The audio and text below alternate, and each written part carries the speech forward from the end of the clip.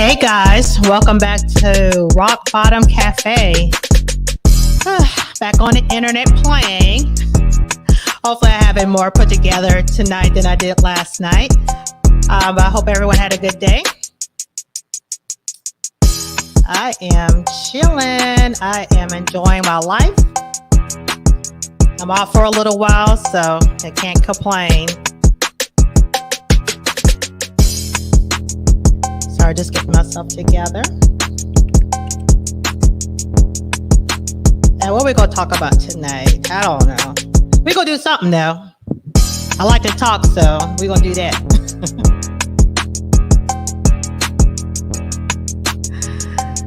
And I appreciate everyone tonight. And it's me and Cody. Hey guys, welcome back to the Rock Bottom Cafe. I'm your girl, Mistress Tish, and my boss, Cody. Anyway, so just coming by to give us a chat. My thing now is accountability. And like I said before, we do a lot of things. I started off with addiction. That's still my thing.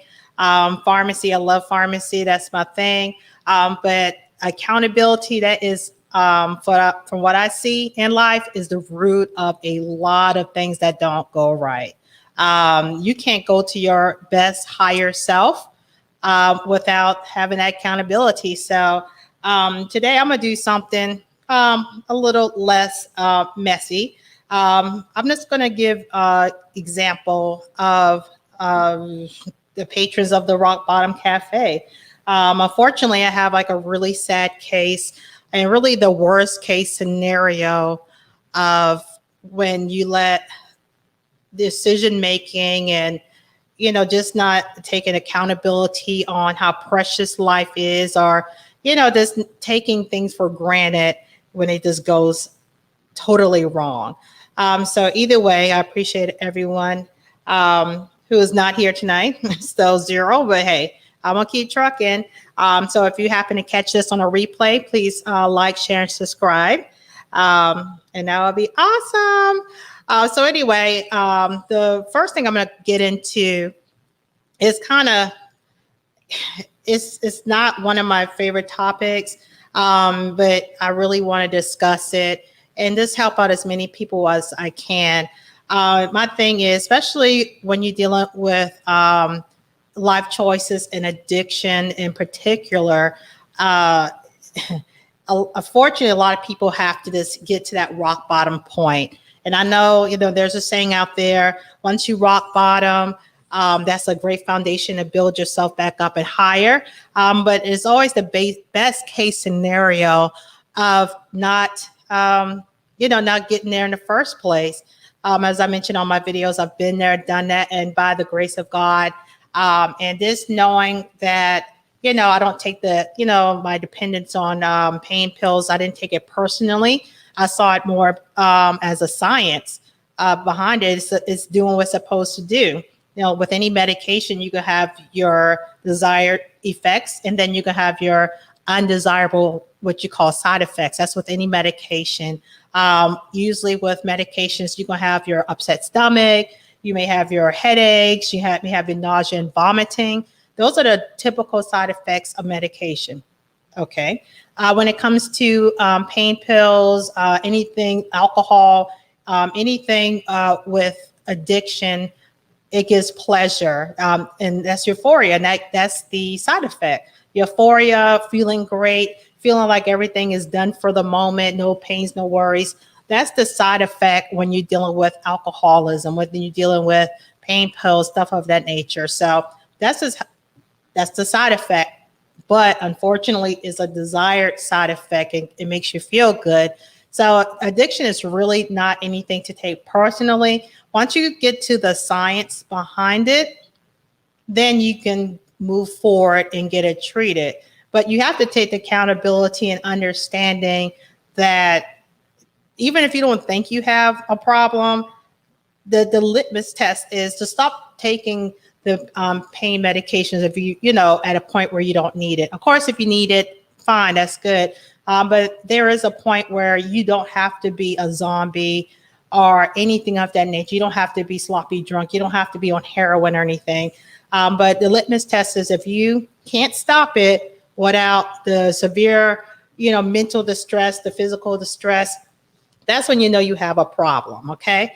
And that's also a side effect of the medications. But when you're at a point where you don't have any control of your life, when something else controls you down to your very soul, you have a problem. So you don't have to hit rock bottom. You don't have to come visit the rock bottom cafe, as I call it. I'm making it sound easy, but you don't have to go through that. There is a way of cutting everything off before totally ruining everything, the people you love, and the things around you. Okay. So before I go into my main discussion, and tonight I'm not going to be too long because once again, I'm hungry. And I just really want a hot dog, y'all. One of my friends, he talked about he had like a Sonic hot dog, and I was like, ooh, wait, that's gotta be what's up. So once I bounce from y'all, I'm going to Cookout, and I'm gonna get me a chili dog. What time is it? Like almost 10 o'clock p.m. Eastern Standard Time. But yo, I gotta do what I gotta do. So either way, let's see here. So we're gonna go to the first one. This is like a little icebreaker.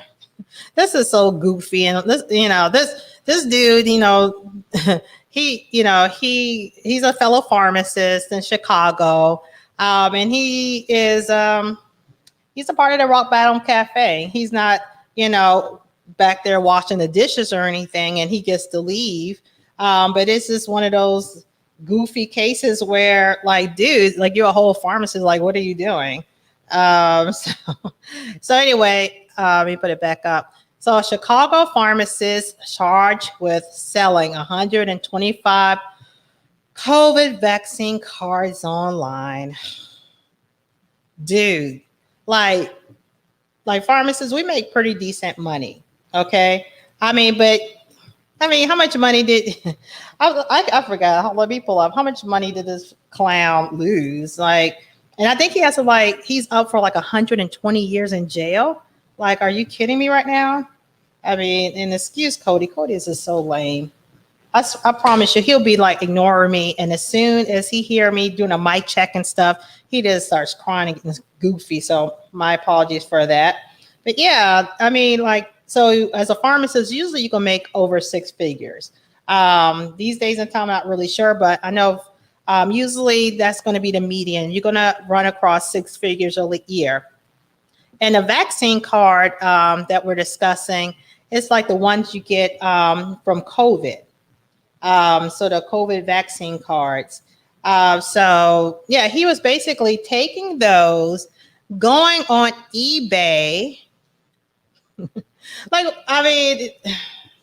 COVID is for real. This pandemic, the government don't know what's going on. No one knows what's going on.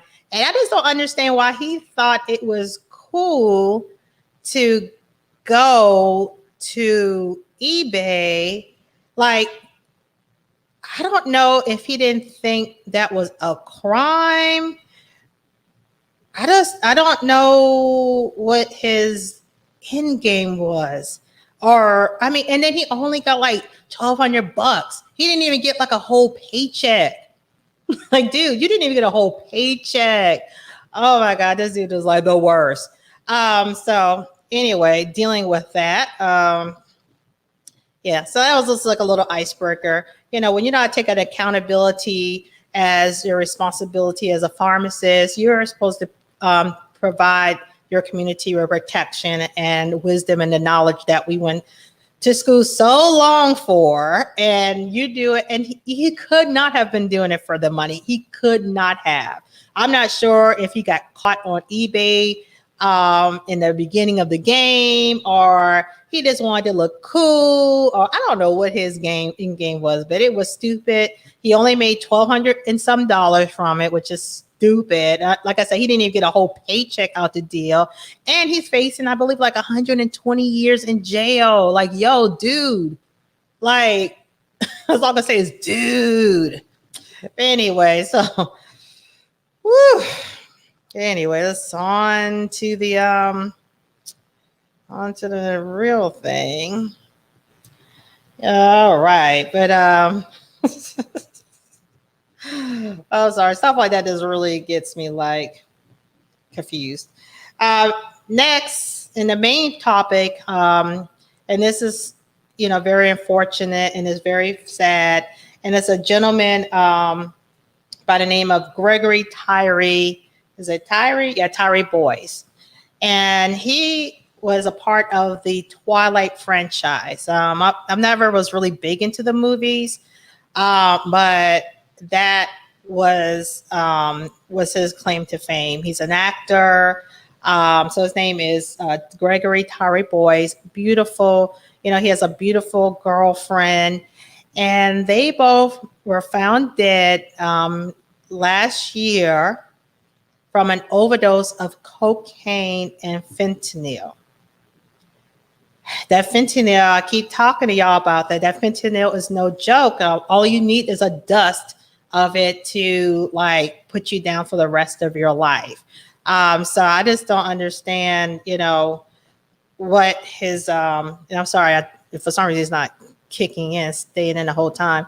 I don't know what his deal is on that, but it's just, I'm very unfortunate, just to be found in that way. And look at his girlfriend, so beautiful, a beautiful, chocolate couple, look like they loving each other.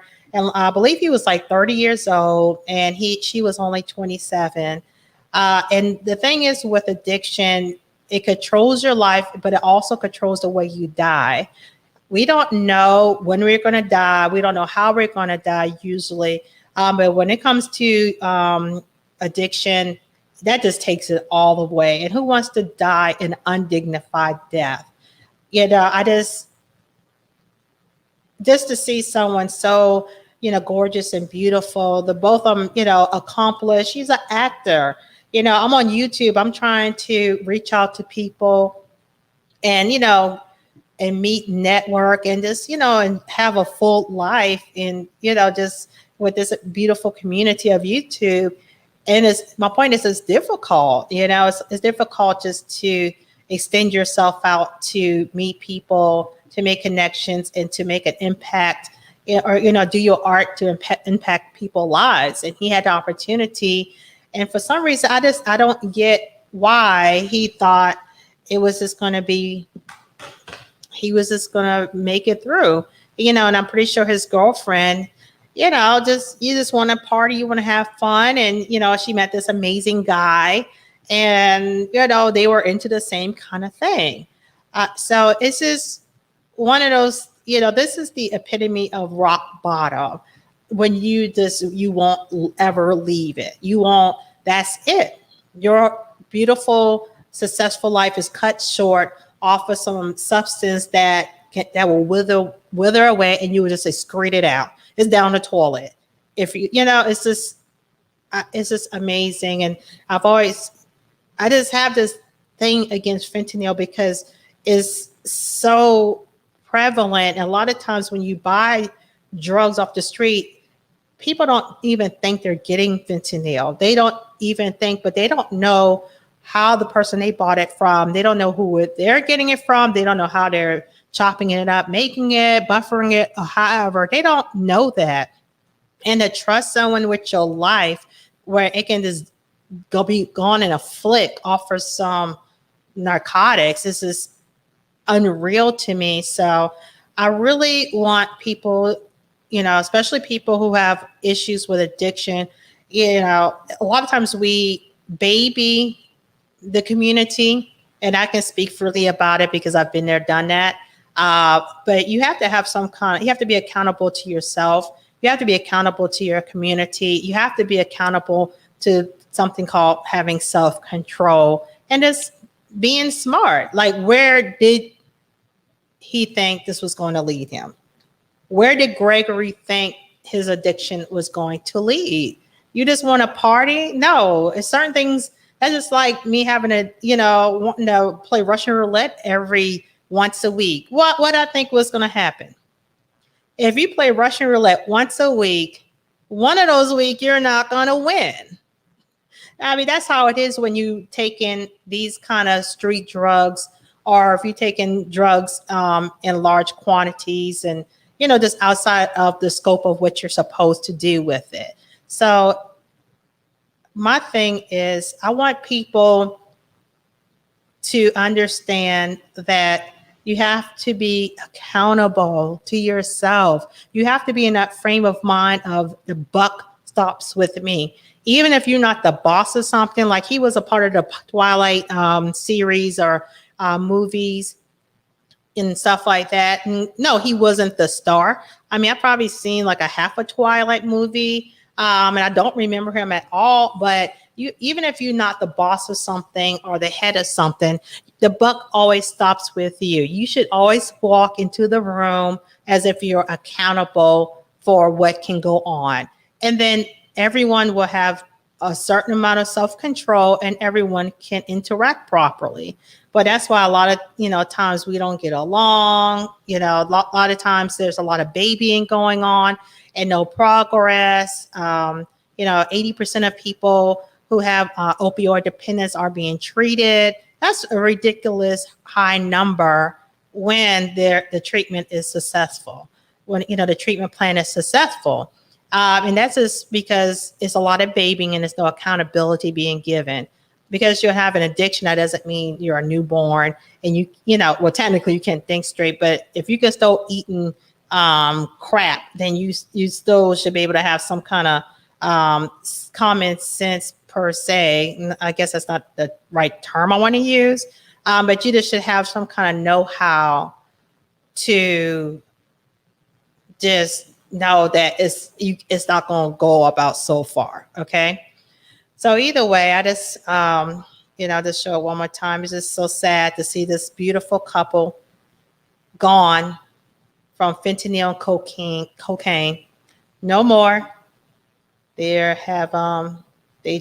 came and, went to the Rock Bottom Cafe, and they are never going to come out. Now that clown, that pharmacist from Walgreens or that whatever that did that foolishness, he's going to be okay. He still has his life. So as my mother always say, if you still have life, you have hope. So he's going to be fine. I mean, he's probably going to get, I don't know what his deal is. I mean, all I know is he's up for 120 years in jail over some for $1,200. I mean, come on. And it wasn't even his whole paycheck. Like, he makes more on that from a paycheck. Like, dude, like what's going on? Like, be responsible. Like, what's up? So either way, like I said, this is going to be, this is a short one today. Just, getting warmed up to everybody. And I just really want this hot dog. It's really calling me. And I'm so mad at you for mentioning the Sonic hot dog. So either way, I appreciate everyone. If you're watching the replay, please like, share, and subscribe. Support a sister. Make sure and subscribe because I'm really trying to build up. I would love to get to 500 by the end of the month. I'm gonna be here, so I will sister out, okay? And let me know what content, if y'all have any content y'all would like for me to look over or any questions or anything. My email will be in the bio. All right, y'all take care. I appreciate y'all, and y'all have a good night. Bye-bye.